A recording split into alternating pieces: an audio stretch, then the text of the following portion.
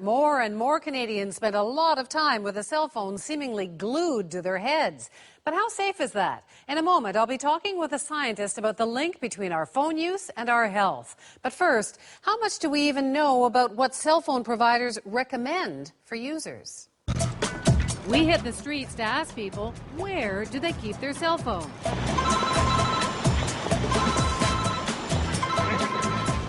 I keep my cell phone in my pocket. In my purse. I keep it in my pocket. Some people use a clip. I keep it on my belt. But most don't.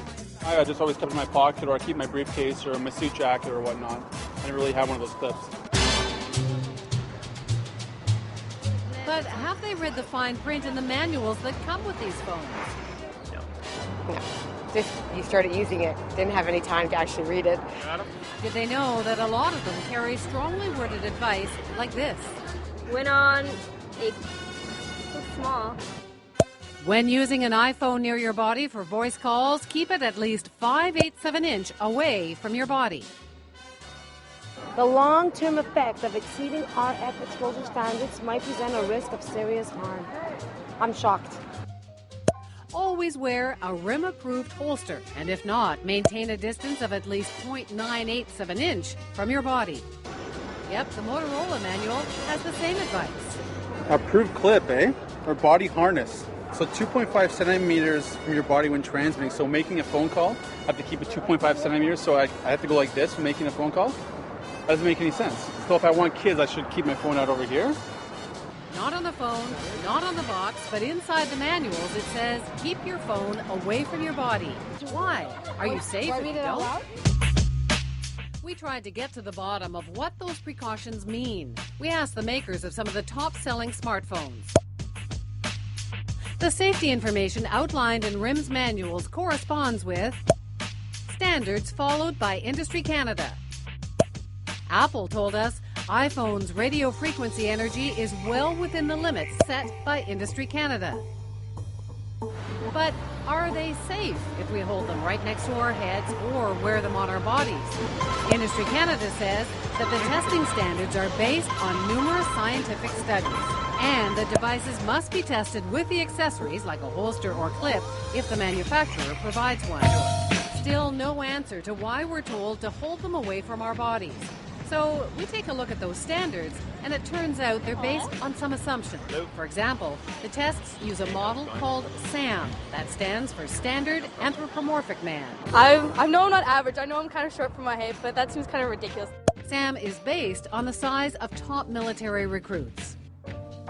Doesn't make any sense because the average person is not 6'2", 200 pounds. Percentage of Canadians 6'2" or over? 2%. Percentage of Canadians 200 pounds or more? 18.1%. And there are no tests on what cell phone radiation does to kids. 17. I'm 17 tomorrow. Ross 17. I don't blame the company. I blame the government for not making stringent regulations upon this that they have to actually follow. No one gives us a clear answer on whether it's safe to hold it next to your body. I'm actually going to keep my cell phone over here, and I'm not going to actually have it on my body. But yeah, it didn't make any sense to me. But yeah, I'll definitely see if I can invest in a clip or something. I feel like calling my daughter now. Don't put your phones in your pocket. So those manuals are just one of the issues raised in a new book by Devra. She studies environmental effects, especially cancer risks. She's even shared a Nobel Prize with Al Gore. Her latest book reads like a conspiracy thriller, full of nasty plot lines. She accuses the cell phone industry of covering up the dangers. I met up with her in Washington and started with the cautions in those cell phone manuals. So what does that mean that this is in here? It means that if you use the phone like that, you're not in compliance with the standards. But why don't they put it on the phone? Who's going to read? I didn't even know this was in here. Well, when I testified before the Senate, I called for warnings to be put on phones. Most people do not know that a cell phone is a small microwave radio. Most people do not know that microwave radiation at low doses over long periods of time has been linked to a variety of biological impacts and damage. In fact, just this spring, headlines after a huge research project from the World Health Organization told us not to worry. But what about the Interphone study? Among the Interphone team of investigators from 13 countries, some of the people aren't talking to one another. There's a big disagreement in that group. Davis says there are two big problems with the Interphone study. there's a conflict of interest because it was partly funded by the cell phone industry, and that most of the research doesn't look at heavy users, and the small parts that do found a doubling or even quadrupling of tumors. So are you suggesting science is for sale? It's more subtle than that. I'm suggesting that scientists always need research money. We do. And if you're getting paid very handsomely to do work, and you get to go to very nice places to present your findings, there's a kind of series of subtle incentives that are operating. But enough to not find an effect, to say, no, there's no effect? It is more complicated than that, frankly. But sometimes you can set up a study so that it's designed to fail. In her book, Davis says when negative effects are found, the cell phone industry goes out of its way to hide it. It's something I've heard before in stories that I've done here at CBC. In 1994, in Seattle, Henry Lai, with his study on rats, was one of the first to report that cell phone-like radiation damages DNA, seen as a first hint of cancer. When his work was reported, his funding dried up. In 3.5 years, nothing happened. You wonder what's going on. A few years later, the head of the U.S. body that figures out how much cell phone radiation is acceptable reported a problem. When Om Gandhi published a report showing the brains of smaller adults and children absorb much more radiation than that big man Sam, his long and profitable ties with the defense and electronics industry came to an end. In Davis's book, Gandhi is quoted as saying, "Anytime there's evidence of an effect, there are many others brought in to show that there is nothing." Also in the mid-90s, the Canadian and American cell phone industry gave a Washington-based scientist named George Carlo $28 million for research. He spent years telling people not to worry, until the end, when he says his study started to show there was an effect. When they found that we had findings of genetic damage and increase in the risk of cancer, they cut off our money completely. Then, in 2002, Franz Edelkofer, who had been chief of research for the tobacco industry in Germany, was given millions of euros by the EU to test the hypothesis that cell phone exposure is safe. Edelkofer was shocked when results came back showing genetic damage that was 10 times more likely with the new, more powerful 3G phones.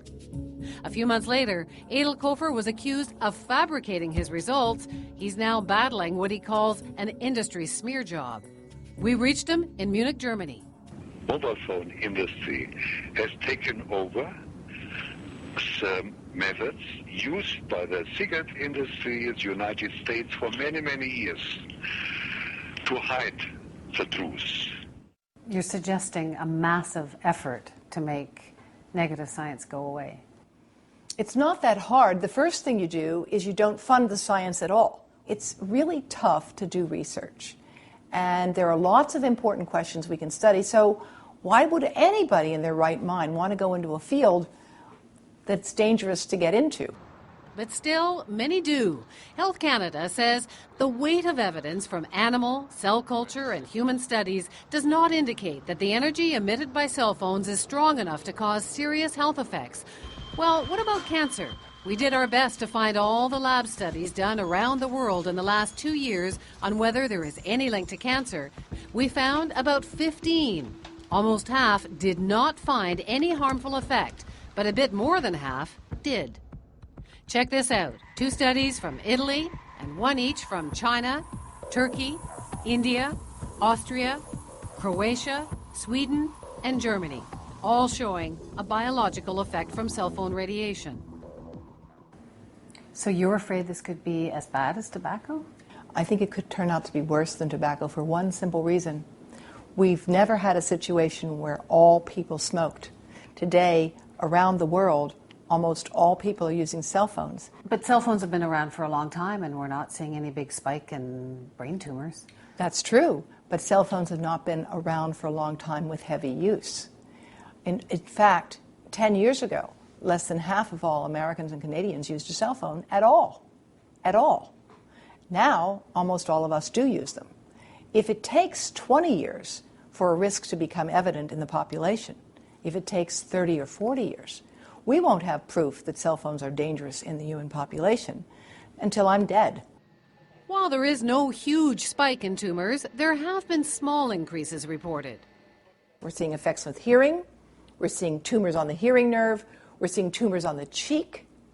We're seeing tumors in the brain, right around the areas. And we're seeing tumors on the side of the head where people most often hold their phone. And some of those results are from Davis herself. While director of the Cancer Institute at the University of Pittsburgh, she wrote a paper that showed a significant increase of brain tumors among Americans in their 20s. She says she was not given the funding to continue that work. You're now writing this book. You used to be at a university. You're not there anymore. Have you been sidelined because of your speaking out on this?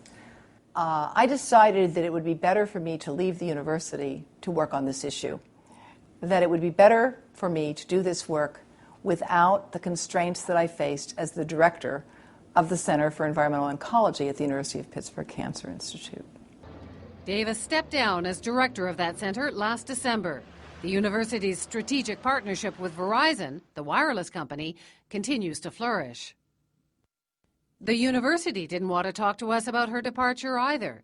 So no backlash against you? You haven't been made to suffer for speaking out on this? You talk about a massive lobby on this issue. You'll have to talk to the university. I don't really have any other comment to provide at this time.